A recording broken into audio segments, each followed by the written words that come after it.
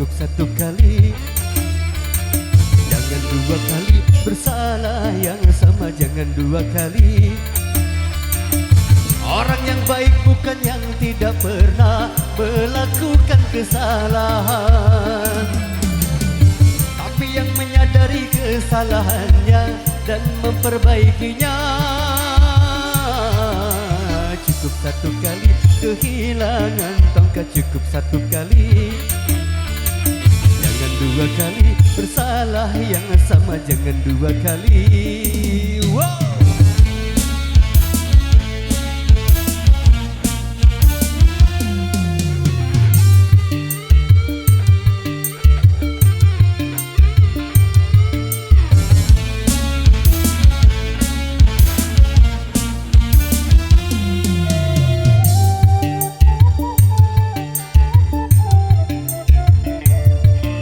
Seorang pun dalam dunia yang tak pernah berdosa, karena sudah kodrat manusia tempatnya salah dan lupa.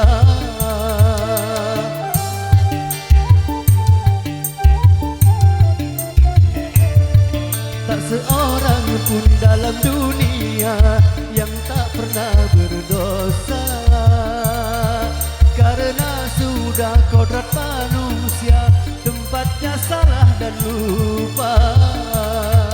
Tapi kalau lupa itu sih bukan lupa, tapi kalau salah itu mah disengaja.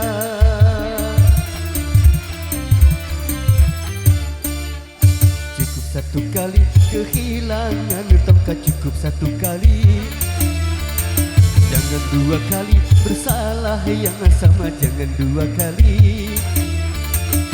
Orang yang baik bukan yang tidak pernah melakukan kesalahan, tapi yang menyadari kesalahannya dan memperbaikinya. Cukup satu kali kehilangan tongkat, cukup satu kali. Jangan dua kali bersalah yang sama, jangan dua kali. Yeah!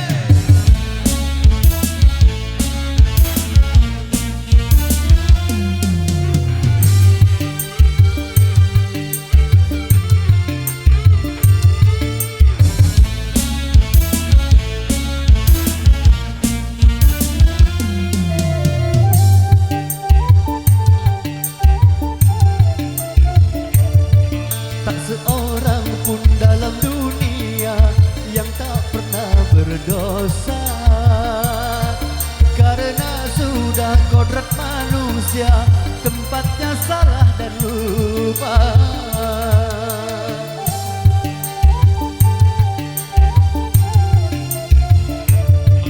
Tak seorang pun dalam dunia yang tak pernah berdosa, karena sudah kodrat manusia tempatnya salah dan lupa.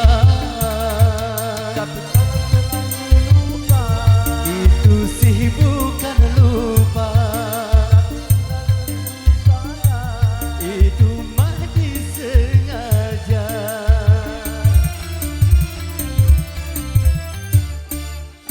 Cukup satu kali kehilangan tongkat, cukup satu kali.